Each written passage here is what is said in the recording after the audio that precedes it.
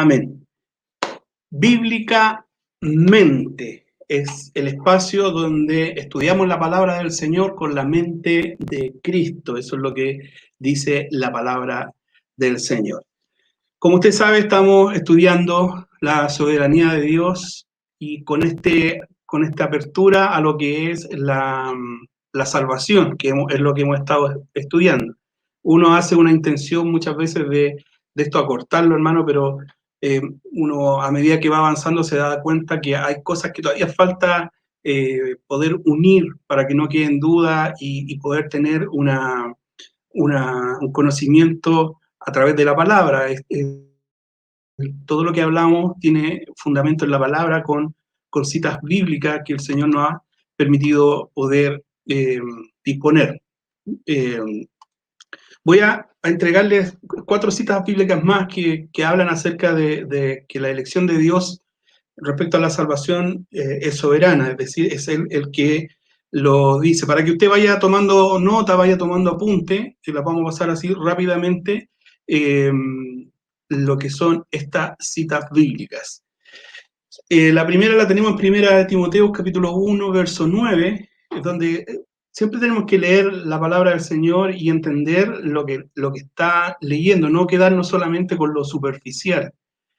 Dice 1 Timoteo 1:9, ¿quién nos salvó? Hablando de nuestro Señor Jesucristo, y llamó con llamamiento santo.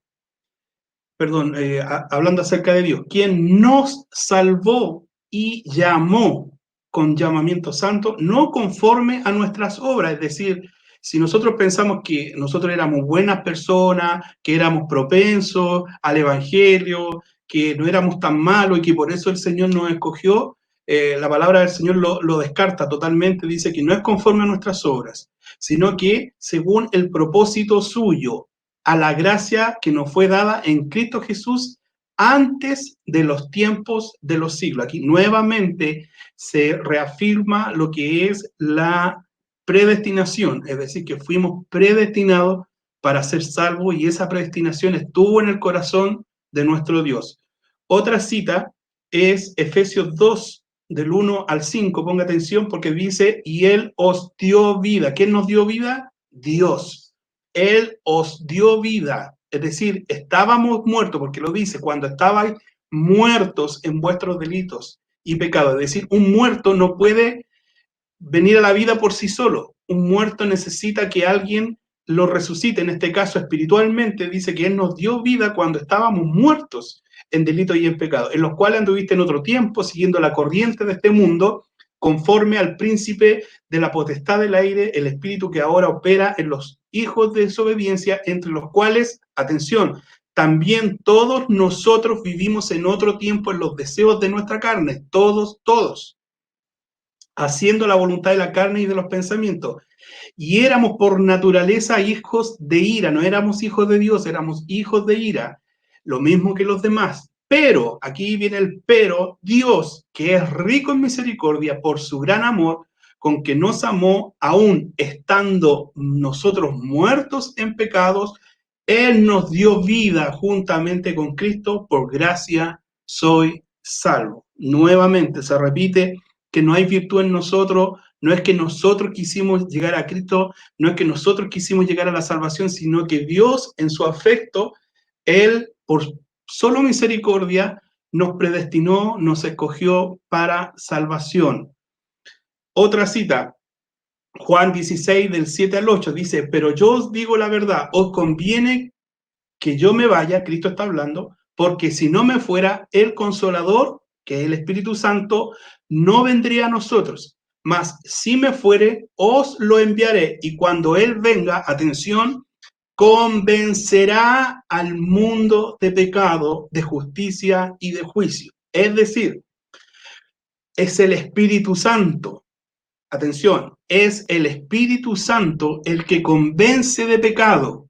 El hombre no se convence a sí mismo, sino que Él nos redarguye, nos convence con sus argumentos espirituales. El Espíritu Santo viene y nos convence de pecado, porque de otra forma nosotros no nos convenceríamos que somos pecadores. De hecho, hay mucha gente que si usted le habla acerca del Evangelio, no se consideran pecadores, se consideran buenas personas con alguna falla, algunos errores, pero no pecadores.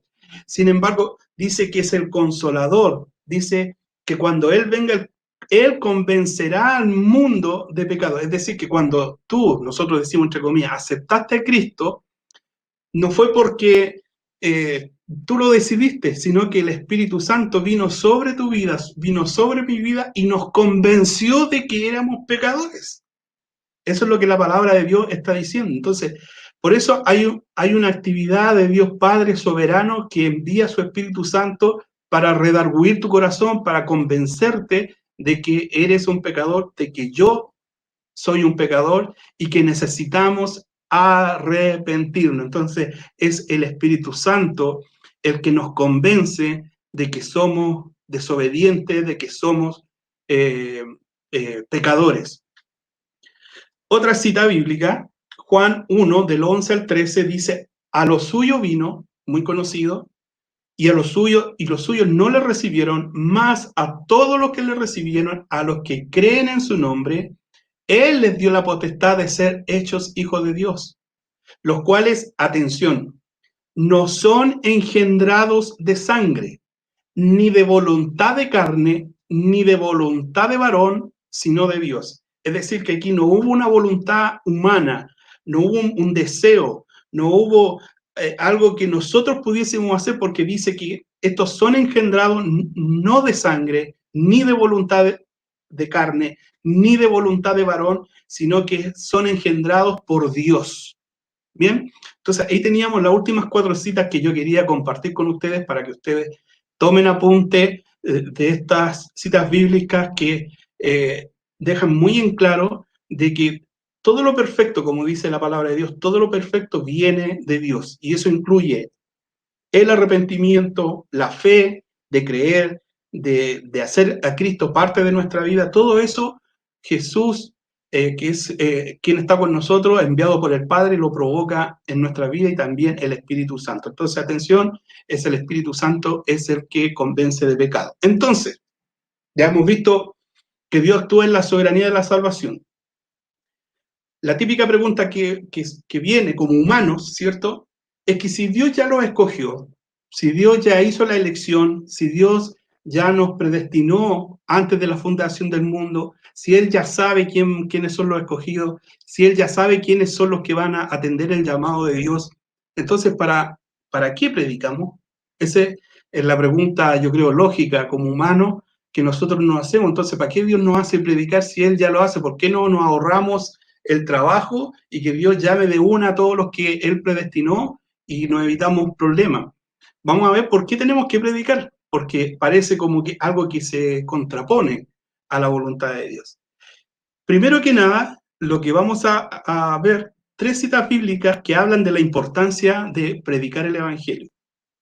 La más clásica de todas, Marcos 16:15, que es un mandamiento de nuestro Señor Jesucristo que dice, id por todo el mundo y predicad el Evangelio. Él no dice, vayan a los escogidos, ¿se dan cuenta? Él no dice, vayan a los que han sido elegidos, predíquenle a los elegidos. Nosotros no sabemos quiénes son los elegidos, nosotros no sabemos quiénes son los escogidos. Por eso Cristo manda a predicarle a todo el mundo, de predicarle el Evangelio. ¿Quiénes son salvos? Solo Dios lo sabe.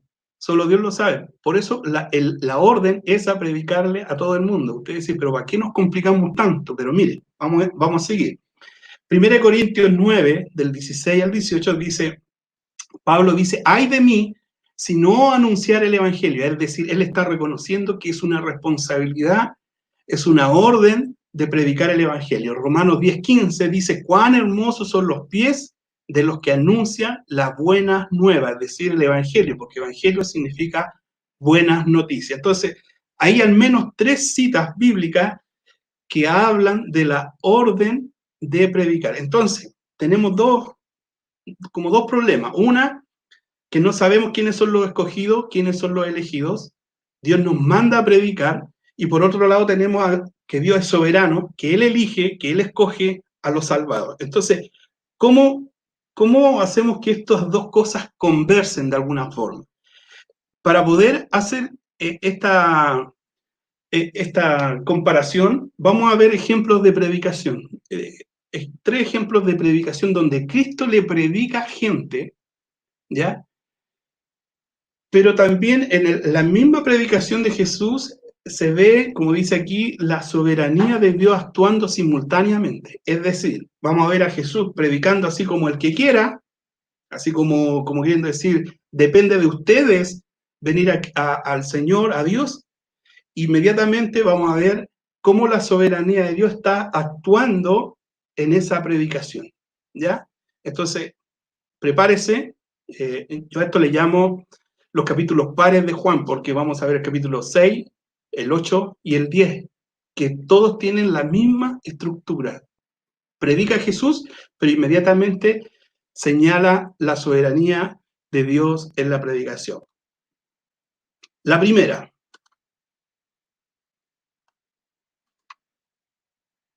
es Juan capítulo 6.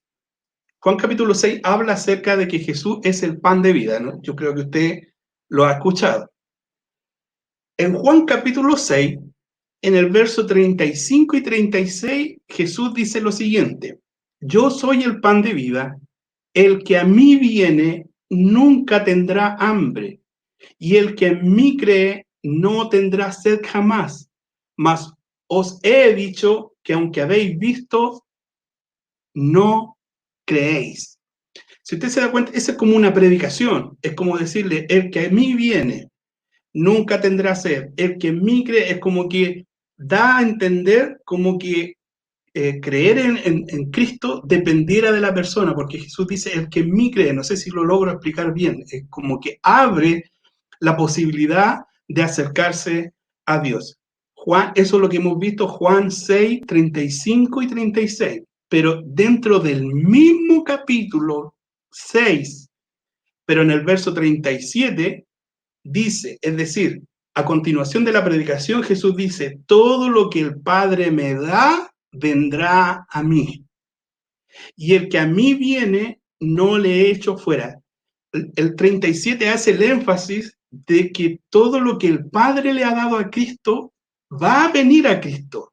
No sé si se queda como relativamente claro. Es decir, el Padre le da algo a Jesús, y el Padre va a provocar que eso venga a Jesús en arrepentimiento. El 39. Y esta es la voluntad del Padre, el que me envió, que de todo lo que me diere no pierda yo nada, porque el Padre es perfecto. Es decir, todo lo que el Padre ha permitido en la predestinación, en la elección, que venga el Padre, nadie se va a perder, porque el Padre es soberano y además es todopoderoso, sino que lo resucite yo en el día postrero. 44 dice, ninguno puede venir a mí, y este es el famoso texto que hemos leído siempre, si el Padre que me envió no le trajere. Y está ahí en paréntesis, dice helko, que es una palabra griega que significa literalmente atraer o arrastrar a alguien hacia Dios. El 65 dijo, por eso he dicho que ninguno puede venir a mí si no le fuere dado por el Padre. Eso es el Juan capítulo 6, verso 37, 39, 44 y 65.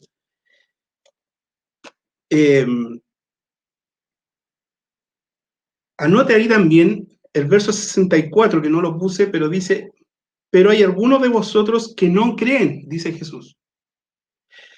Porque Jesús sabía desde el principio quiénes eran los que no creían y quién le había de entregar. Es decir, Jesús siempre supo quiénes eran los que no creían. Y también Jesús siempre supo que Judas le iba a entregar.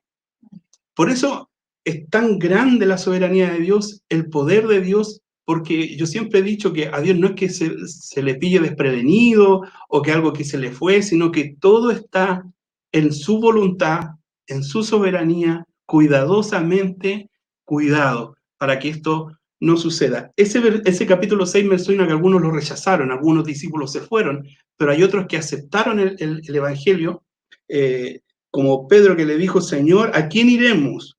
tú tienes palabra de vida eterna.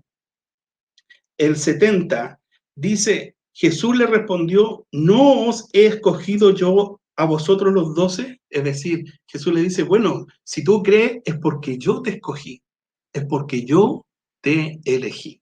Entonces, vemos en el capítulo 6 que Jesús predica así como que al que quiera, pero inmediatamente Jesús en los versículos siguientes hace mención de que esa predicación solamente la va a escuchar, solamente va a creer aquellos que el Padre le dio, aquellos que el Padre va a traer hacia Cristo.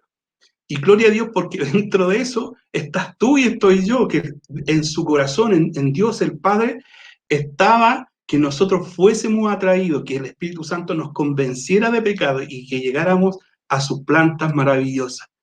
Otro texto, Juan 8, capítulo 8, cuando habla acerca de la verdad os hará libre, dice el verso 31-32, en la predicación de Jesús, dice, dijo entonces Jesús a los judíos que habían creído en él, si vosotros, ponga atención en como que depende de la gente, si vosotros permaneciereis en mi palabra, seréis verdaderamente mis discípulos y conoceréis la verdad y la verdad os hará libre. Es como que depende de ustedes. Si vosotros permaneciereis en mi palabra, seréis verdaderamente mis discípulos. Ahí está como que predica al que le llegue.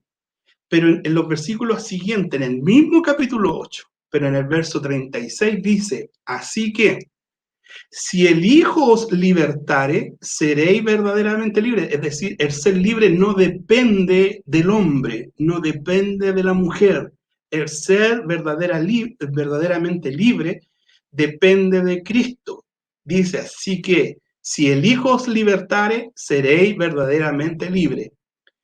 El que es de Dios, las palabras de Dios oye. Por esto no las oís vosotros, porque no soy de Dios. Más claro, hermano, más claro. ¿Por qué la gente no oye? Porque no es de Dios, porque no está en el plan de Dios, no está en el plan de salvación. Otro texto que está en Juan capítulo 10, este es el último que vemos en esta sección, Jesús predicando. Dice, yo soy la puerta. El que por mí entrare será salvo, y entrará y saldrá y hallará pasto. Yo soy el buen pastor su vida da por las ovejas. El que por mí entrare, es como que nuevamente es una predicación al que quiera, abierta. Pero en el mismo capítulo 10, otra vez, en el verso 15, dice, yo soy el buen pastor y yo conozco mis ovejas y las mías me conocen. Atención, también tengo otras ovejas que no son de este redil. Ponga atención cómo dice Cristo. Aquellas también debo traer y oirán mi voz, y habrá un rebaño y un pastor. Pero vosotros no creéis porque no soy mis ovejas. Mis ovejas oyen mi voz y yo las conozco y me siguen. Mi padre que me las dio, atención, mi padre que me las dio, las ovejas, ¿quién se las dio? El Padre le dio las ovejas a Cristo. Mi Padre que me las dio es mayor que todo y nadie las puede arrebatar de la mano de mi Padre. ¿Por qué? Porque el Padre se las dio a Cristo. Y todo lo que el Padre le da a Cristo, vendrá a Cristo. ¿Sí? Espero que se pueda entender. Cuando la palabra de Dios dice, aquellas también debo traer y oirán mi voz, ¿cierto? Da a entender como que la oveja es la que oye la voz. Pero para que la oveja oiga la voz, primero Cristo tiene que hablar. O sea, primero no es oír, lo primero es que alguien hable para que yo pueda oír.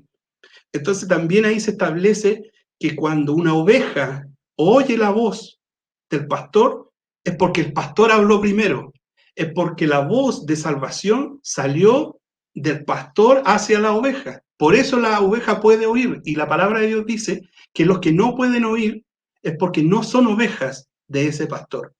Entonces se establece nuevamente el principio de que Dios es soberano en la salvación. Entonces, espero que vayamos bien hasta ahí, que usted lo pueda lograr digerir esto que estamos estudiando. porque quizás surgen dudas como la que viene a continuación, que dice, entonces, ¿de quién depende arrepentirse? ¿Depende del hombre o depende de Dios que yo me arrepienta? ¿Soy yo el que tengo la facultad de arrepentirme o es Dios el que permite que yo me pueda arrepentir de mis pecados? ¿Eh?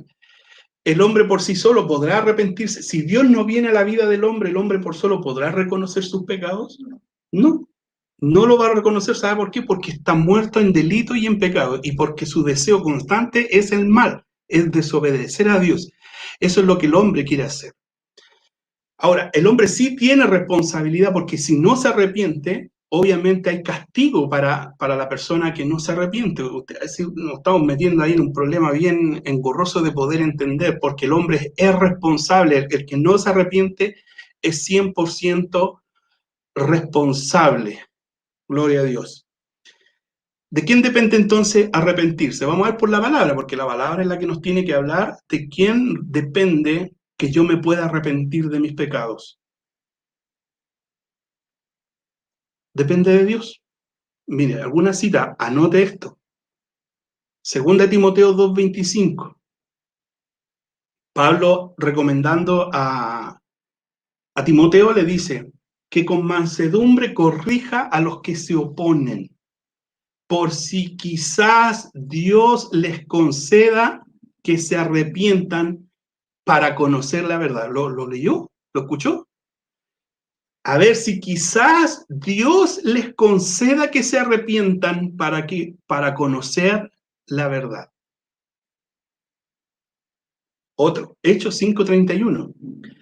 A este Dios ha exaltado, hablando acerca de Cristo, con su diestra por príncipe y salvador para dar a Israel arrepentimiento y perdón de pecado. Para que Dios le dé a Israel la posibilidad de arrepentirse para perdón de los pecados. Otra, Hechos 11:18.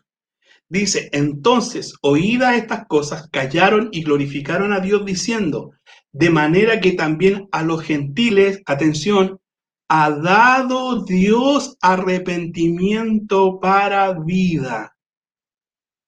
De manera que también a los gentiles ha dado Dios arrepentimiento para vida. Es decir, Dios les dio a los gentiles el poder arrepentirse para que tuvieran vida eterna. Y por último, Romanos 2:4, o menospreciáis las riquezas de su benignidad, paciencia y longanimidad, ignorando que su benignidad te guía al arrepentimiento. Es decir, todas esas cosas te guían, a nosotros nos han guiado al arrepentimiento. Amén. Entonces, Dios es el que concede el arrepentimiento. Vimos que, ¿cómo lo hace? A través del Espíritu Santo, que el Espíritu Santo es el que convence de pecado. Y Dios es el que da ese espíritu de arrepentimiento. Gloria a Dios. Ahora, ¿por qué algunos, quién es el que produce que en nosotros se pueda abrir nuestra mente, abrir nuestro espíritu para poder conocer esta verdad? Porque dice que esta verdad ha sido oculta a los sabios y entendidos, mas ha sido revelada a nosotros los pequeñitos, a nosotros los que no tenemos grandes nombres, no somos grandes sabios, sino que somos personas comunes y corrientes. Sin embargo, Dios nos ha permitido poder conocer esta verdad maravillosa y poder entenderla. Voy a poner un ejemplo acerca de cuando Jesús aparece a sus discípulos, ¿ya? Esto es después que Jesús resucitó. Ponga atención en lo que vamos a leer, ¿ya? Porque aquí hay un ejemplo de cómo Dios actúa a través de su Hijo Jesucristo para que los hombres puedan abrir su entendimiento, recibir el Espíritu y poder conocer la Escritura y poder creer en Jesús. Jesús se aparece a sus discípulos. Esto es como una reconstitución de escena porque no todo está en el mismo libro y yo rescaté de los evangelios las partes que al unirlas podemos sacar esta enseñanza. Dice Marcos 16:14. Finalmente se apareció a los 11 mismo estando ellos sentados a la mesa. Y Jesús les reprochó a sus discípulos su incredulidad y dureza de corazón, porque no habían creído a los que le habían visto resucitado. Algunos habían visto a Jesús resucitado, le contaron a sus discípulos y los discípulos no creyeron. Juan 20:22 dice, y habiendo dicho esto, sopló y les dijo, recibid el Espíritu Santo. Lucas 24:45 dice, entonces les abrió el entendimiento para que comprendiesen las Escrituras, y termina diciendo Marcos 16, que les dijo que fueran por todo el mundo a predicar el Evangelio, y el que creyere y fuere bautizado será salvo, mas el que no creyere será condenado. Entonces, ahí vemos que cuando Jesús se aparece a sus discípulos, los discípulos estaban en un estado de incredulidad, no creían. ¿Cómo pudieron creer? ¿Cómo fue la única forma que ellos pudieron creer? Porque Jesús dice, sopló en ellos y les dijo, recibid ahora el Espíritu Santo. Entonces Lucas 24:45 dice, les abrió el entendimiento para que comprendiesen las Escrituras. ¿Se da cuenta, no? Si usted puede comprender la Escritura, si usted puede entender la palabra de Dios, poder leerla y que eso le llegue en su corazón, es por gracia y misericordia de Dios que nos ha abierto nuestro entendimiento. Por último, les quiero señalar esto de lo que pasó en camino de Emaús.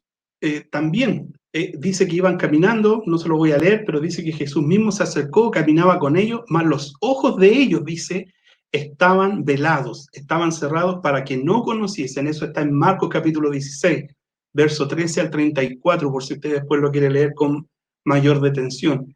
Lo que quiero rescatar es que estos hombres que iban camino de Emaús iban con Jesús, pero no sabían que era Jesús. Sus ojos dice que estaban velados, no podían ver. Pero dice que una vez que ellos estuvieron con Jesús, dice que Jesús se sentó con ellos a la mesa, tomó el pan, lo bendijo y lo partió.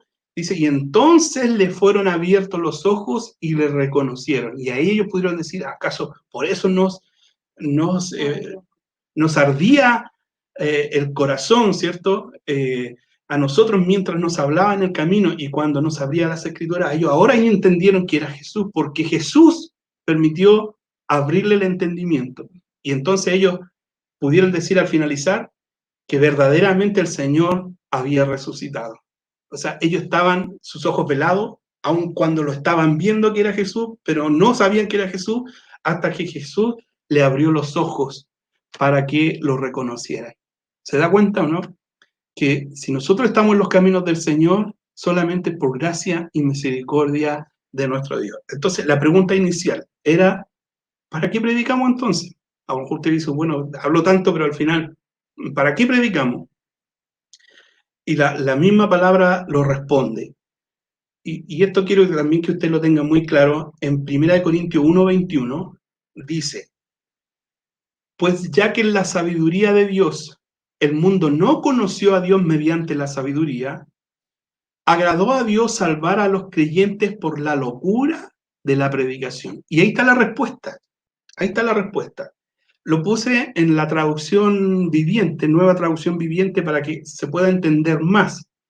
Porque dice, ya que Dios, en su sabiduría, se aseguró de que el mundo nunca lo conociera por medio de la sabiduría humana, usó nuestra predicación ridícula para salvar a los que creen. Por eso dice a los creyentes por la locura de la predicación. ¿Por qué por locura? Porque también la palabra dice que la palabra de la cruz es locura para los que se pierden. Más para nosotros dice que es poder de Dios. Entonces, ¿por qué predicamos? Porque a través de la predicación Dios salva a los creyentes. ¿Por qué lo hace así? No lo sabemos.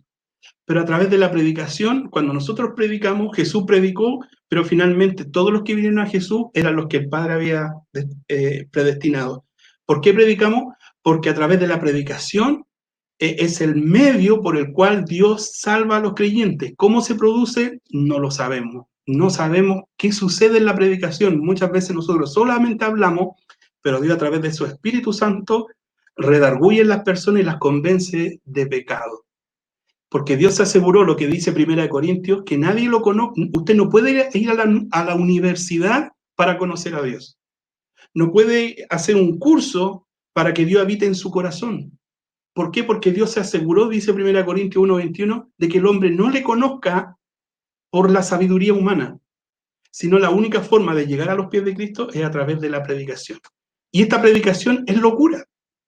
Yo a veces a los hermanos de la iglesia, y ustedes se acuerdan, que si nos ponemos, hagamos un ejercicio, que usted por un momento no es cristiano, por un momento, un ejemplo nomás por hermano, vamos a simular que no somos cristianos, que somos gente del mundo. Y yo le digo lo siguiente, ya estamos todos de acuerdo que por un momento no somos cristianos, nos imaginamos, nos tratamos de poner en la mente de un inconverso, de un mundano. Y yo le digo que nosotros creemos en alguien que vivió hace más de 2000 años. Creemos en alguien que no tenía posesiones, que no tenía ejércitos, que no era un magnate, que no tenía dinero, que fue seguido por pescadores y gente vulgar, que murió golpeado y crucificado en medio de 2 ladrones. Sin embargo, él dijo que su reino no era de este mundo. Dijo que había resucitado. ¿Usted lo vio resucitado? ¿Lo ha visto a Jesús resucitado? No, ¿cierto? Dice que hoy está sentado a la diestra de Dios Padre. ¿Usted lo ha visto sentado a la diestra de Dios Padre? Tampoco. Yo tampoco lo he visto. Dice que vendrá a buscarnos y que si aún estuviésemos muertos, Él nos va a resucitar. Y dice que Él nos trasladará al cielo en un abrir y cerrar de ojos. Dice que transformará nuestros cuerpos en cuerpos inmortales y dice que viviremos eternamente con Él. Si esto usted se lo dice a alguien, y si usted lo piensa lógicamente, hay que estar loco para creer eso. Hay que estar loco. Si usted se lo dice a alguien que es mundano, que no conoce a Cristo, le va a decir, no, tú estás loco. Y quizás muchas veces se lo han dicho. Pero ¿por qué creemos en Cristo? Porque a través de esa predicación, el Espíritu Santo viene sobre la vida del hombre que está muerto, sopla vida, ¿cierto? Lo convence de pecado y esa persona entrega su vida a Cristo maravillosamente porque Dios así lo estableció. Entonces, hermano, esto es maravilloso porque lo único que hace esto es poder demostrarnos a nosotros la grandeza de Dios, el poder de Dios, que Él es maravilloso, que Él es sublime, que por eso nosotros le alabamos, por eso le servimos, porque Él nos miró con ojos de misericordia cuando nosotros no valíamos nada, estábamos muertos en delitos y en pecados, sin embargo Él nos dio vida a través de nuestro Señor Jesucristo. Entonces, por eso le alabamos, por eso servimos, porque Él nos miró cuando estábamos perdidos. Cuando no había esperanza para nosotros, Él nos amó. Y a través de su Espíritu Santo nos convenció que éramos pecadores y hoy día tratamos de ser como Él es. Las cosas viejas pasaron, y aquí son todas hechas nuevas. Que Dios te bendiga. Amén.